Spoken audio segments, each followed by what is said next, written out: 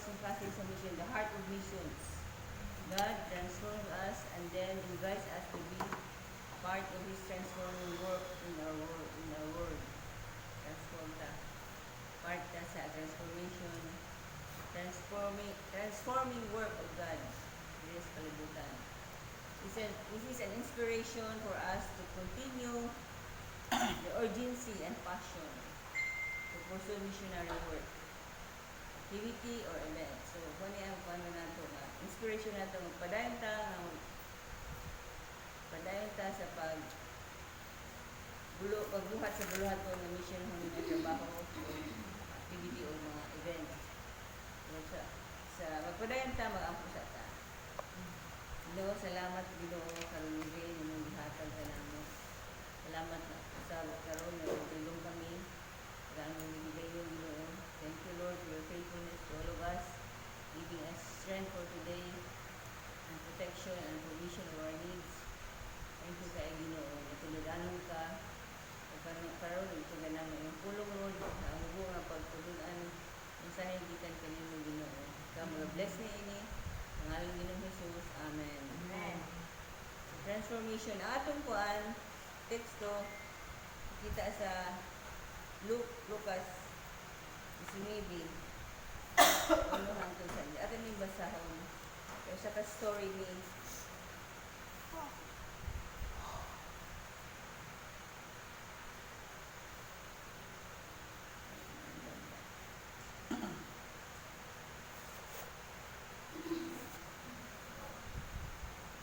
Lucas 19, 1 hangtod sa 10. Jesus and Zacchaeus. Familiar ka na. Verse 1. As Jesus entered Jericho and was passing through it, a man named Zacchaeus appeared. He was a leading tax collector and a rich one at that time. 3. Verse 3. He was trying to see who Jesus was, but he couldn't do so due to the crowd, since he was a short man. So he ran ahead and climbed a sycamore tree to see Jesus, who was going to pass that way. 5. When Jesus came to the tree, he looked up and said, Zacchaeus, hurry and come down. I must stay at your house today. 6. Zacchaeus came down quickly and was glad to welcome him into his home. 7. But all the people who saw this began to complain. Jesus is going to be the guest of a notorious sinner? 8. The later Zacchaeus stood up and announced to the Lord, Look, I'm giving half of my possessions to the destitute, and if I have accused anyone falsely, I'm repaying 4 times as much as I owe. 9. Then Jesus told him, Today salvation has come to this home, because this man is also a descendant of Abraham. 10. And the Son of Man has come to seek and to save the lost. Review natin yung si Zacchaeus. Si Zacchaeus, dili nga story, nagpakita nga ang kasing-kasing nito sa mga nangawala. The heart of Jesus for the lost. You know, sa panahon ni Jesus, nung pagpaan niya sa ministry niya, ang mga tax collectors, sa ilang panahon, gina-outcast ang tax collectors yung ano sila, amor kung panahon na mga scammer, mga kanang rap, mga kanang buhaya. Flood control din sila sa una. No, mga panahon na ito. Kung kanatin ka karoon yung panahon, wala mga kuan. Sa una pa na, nanay buhaya sa una. Tax collector daw. BIR man ni karon. Karon, so naay mga corruption sa ana. Hindi may yang kuan dato na siya tungod sa iyang pagkakurap. Kaya na na. Pero si Jesus, gikon siya, tagad siya. Tagad si Zacchaeus. Kamala lang si Jesus na kuan pag yun yung tao, no? Ang gikon dili short man. Kaya yung mga hindi mo tagas ang siya, dili siya mix niya dili sa audio kay mubo man. So tagad siya sa sycamore tree and Jesus know his heart. He invited Zacchaeus. muadto ko sa inyong balay. O nakita nato ang love ni Jesus naka-transform kay Zacchaeus. Ano, kuan dahil siya. Hindi, dahong-ihong lagi, dahong-ihong anong dito si Jesus sa balay ni Zacchaeus na isa ka kuan. Di maayong tao. Sa verse 8, si Zacchaeus nagkuan siya din na. Kaya yung transformation, kaya anong siya, look, I'm giving half of my position to the destitute, hungry, or nailan ba, and have accused anyone falsely. So, nakita niya ang tagad siya value or gugman ni Jesus, tagad siya, wala siya mong tagad sa iyo, si Jesus yung tagad sa iya. Tagad siya, ano yung transformation na ang iyang nalimbong, iyang ibalik. Ibalik niya sa katawan. O kung paano ba, iya pa i-times 4. Ano siya? Ang kuan. As we, sa ato karon, sa atong mission, pwede na sa taga-mission kita, ang mga anak sa Ginoo. We live on mission and love like Jesus loves. So ato pa niya, atong sundugon sa Jesus nga, as the way He loves the lost, ang mga Zacchaeus, ang mga sinners. So, ang kabalo sa atong ginatuan gani nung sila magtrabaho, kabalo tama. Yung trabaho, pakita na to ang love, tama sa love ni Jesus sa ang Zacchaeus. Is na likayan siya sa mga tao kasi kung sa iyang pagka-corrupt. Kasi Jesus wala, di kuan siya. Kay siya, kung is Jesus, because this man is also a descendant of Abraham. Siya na sige. Ang kapayuan ni Jesus, iba ang pagluwas sa mga pangsala. And when we live on mission and love like Jesus loves, God can use us to bring transformation to others.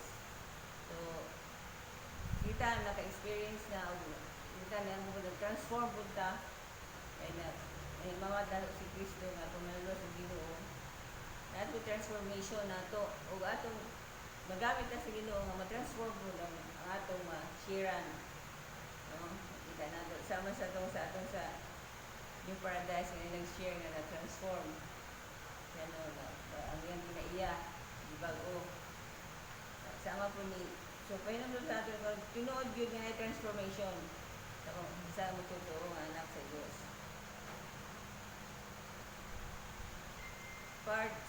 Part of how God calls us and leads us to Himself is through people like me and you. Pareho ka na ito nga. We share the transforming work of God. Transformation, makita yun sa ang uban, dali na transformation, no? Para kang kuan, sa tiyo, abrupt yung pagkuan, or nagbang siya, angkon siya sa salana, dahil nagkita ng repentance, kay na may change, abrupt ang sa uban po, dahil po kinayan nato nga dili abrupt ang pag-change, hinahinay, or na transformation. So, ang kuan po din, ang yung po diri, let's be clear, God doesn't need to use people as part of His mission. Dili po hindi po ang tao, dili niya gamiton para sa part of His mission. He could draw people to Himself in any way He wants. Pwede man siya makakuan, makagamit og tao sa iyang gusto. Pero, ipili ta sa Ginoo, kita mga ordinary people, to announce the extraordinary message. Ang sa message, ang gospel. Kita ordinary nga tao, ipili sa Ginoo. Kita karon nga nag-claim ni Ana. Di ata karon nag-claim sa we are ordinary people doing the mission of God, sharing the gospel. So, kinsa man kani nga mga tao, di ba kita, ako, kitang tanan, we believe that transformation is true. We believe also sa 2 Corinthians 5:17. Therefore, if any man is in Christ, he is a new creation. All things are become new. Therefore, if any man is in Christ, he is a new creation. All things has become new. transformation is possible for us. Padayon sa atong pag-mission, in tapos na po na atong mission naman atong outreach. Atay second event na po karon by December 30. Ako mission ng kuan trabaho. Kita ta sa pakita man nato nga we are Christians, no? We are giving kung magbatag pagit na this transformation. Tapos kita ginilang ngurot na ini ano naghatag ta. Naghatag ano naman kuan sa ila. Lalo sa panahon atong awitan. So manang makita nila ang root nga we are children of God. We are transformed children of God. Kita na ang movement ni Jesus sa ila. O kana. So mana ato nga padayon ta mga dayon sa atong buluhaton as God is transforming us. Dili na transform sa ato nga abrupt o kanang God still is transforming us glory by glory every day. So, padayon ta maigsuon sa atong mission ng trabaho na apat kay paano antod nga kuan ba ta? Able. Antod pa may kinabuhi. So, dalaga ng Diyos, maangko ta. O Lord, salamat sa iyo. Salamat Lord sa pag-transform mo ni mo Lord in our attitudes, in our thoughts Lord, in our work Lord. Salamat Lord, ikaw nag-transform ka na mo nga maka-glorify me through our lives, we can glorify you Lord. Makita sa among ginashare Lord na you are true in our lives. Kaya ikaw nagbago sa tao, nagbago ang mga pahuna-huna, o ano na magbago ang paghigugma sa mga nawala. Thank you Lord for this. In Jesus' name, amen.